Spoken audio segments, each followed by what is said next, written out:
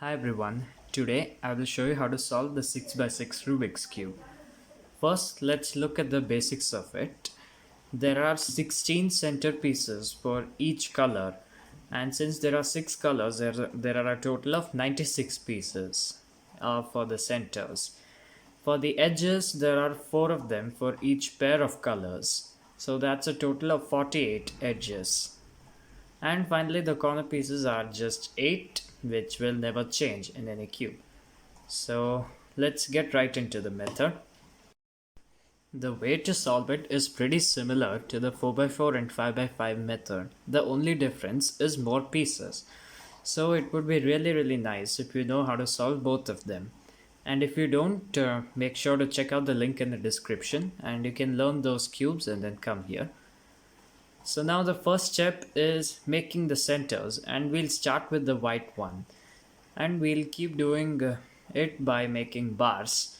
So basically this is most of a bar. I can rotate it that way and add this piece over here to make it a bar, and now hold that on the side and look for pieces which will make this bar complete.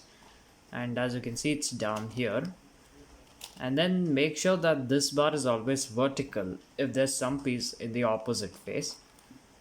And then once you make that bar, simply send it to the top again, and in the same way make the other 2 bars and finish off the white center. Now after the white center, we'll make the yellow one on the opposite side. So we'll be making bars along these 4 sides and then set them up to the top. So here are 3 pieces, and we can add this one over here and then send this bar up, but this is breaking the white one, so turn this twice and send it down, so that white is saved and we have one yellow bar on the top. So now we can make the other 3 bars as well. So that's 3, and there's another piece, and this time if we do that, we are sending another bar down. So we should always align it with the bar that's already there. And then if there's a piece that's already on the yellow side, just move that down, move that to a new layer and send it up.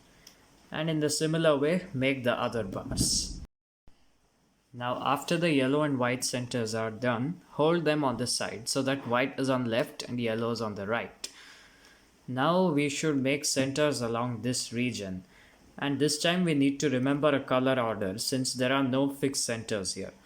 So if we do blue over here, then we need to do orange, then green and red. So here is most of a bar, and we can move that piece up to make that a complete bar, and then find for other pieces which will make a bar and send them to the place where the blue bar is there. And here there's one piece that's remaining, and it's right here, and we send it up. And finally, for the last one, you need to be careful that you don't move any of these bars down.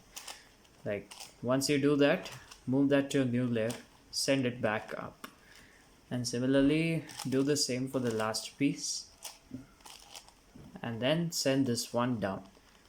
So we have the blue center done. Next we need to make the orange center over here, and if we see here there are 3 pieces, we can move that piece over there to make it a bar, and similarly move this down, turn this layer twice and send it up. And then we similarly position the other bars as well by doing the same process over and over again.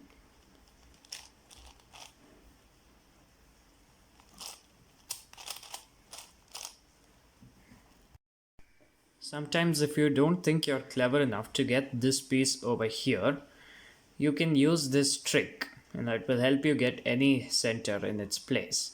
So we want this center to come over here, so we'll move just that layer down so that it's over here. Then move that to a new layer and send this layer down since this piece is the one we want. and then move it back here and move this layer up, and then over here move this layer up. So in a similar way you can put the other pieces as well. Now we'll be making the green center over here, and we see there's a bar ready, so we can move this down, turn this twice and send it up, and keep making more bars like this if you can, or else you can just use that trick which I just showed. Now after the centers are complete, we move on to edge grouping. So for example, here is red green and there are two of them already done, so we can move them so that they're on different sides. Like here it's in green and here it's in red. So what we can do is send this over here, then move it up, rotate this layer if there are no solved pieces here, and then simply correct the centers in this way. And then similarly you can find the other green red edge as well, it's right there, and we can send it in a similar fashion. And now this trick works only if there are unsolved pieces on the top. After a few edges there will be solved ones on the top, and you cannot use this trick to group all the edges. So now we have some solved edges on the top, so it's impossible to use that trick now. Now we need to make sure that two edges are on the same side instead of different ones. If they are on different sides, you can use the flip edge algorithm, that is R, U, R prime, F, R prime, F prime, R, to get them the same side. And by the way, that was already on the same side, so I just wanted to do it to show you guys. I'm gonna do it again so that it's on the same side. Now what we must do is get this piece over here, so we'll just move its actual place right there, and we'll flip this edge around and correct the centers. So we have three white blue edges now, and similarly for the last one we can do the same thing.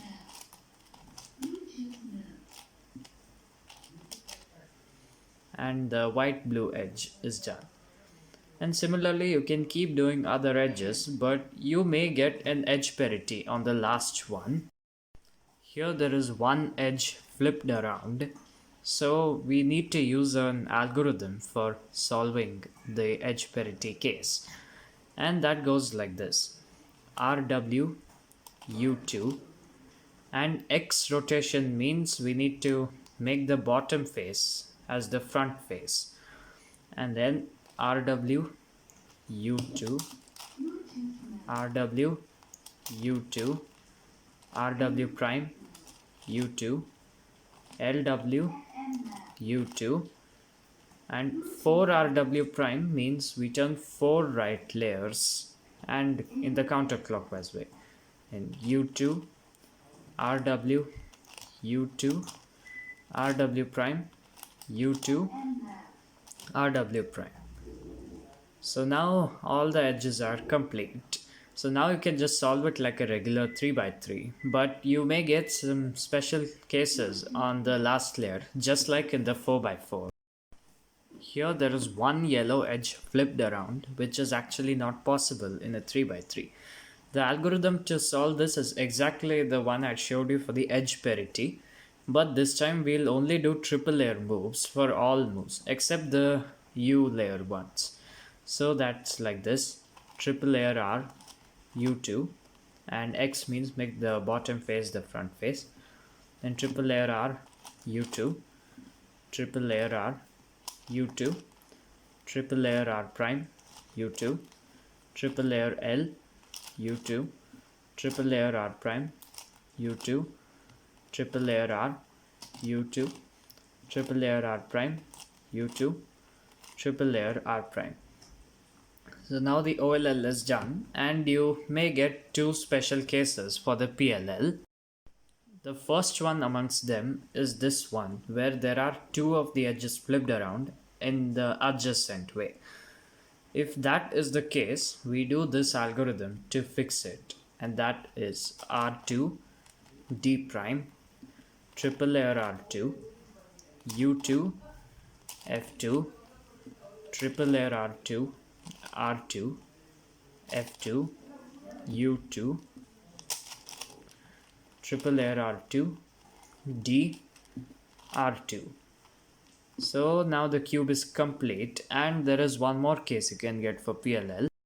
Here two edges have to be swapped, but they are opposite to each other. If that is the case, we do this algorithm to fix it. Triple layer R2 F2 U2 triple layer R2 R2 U2 F2 triple layer R2.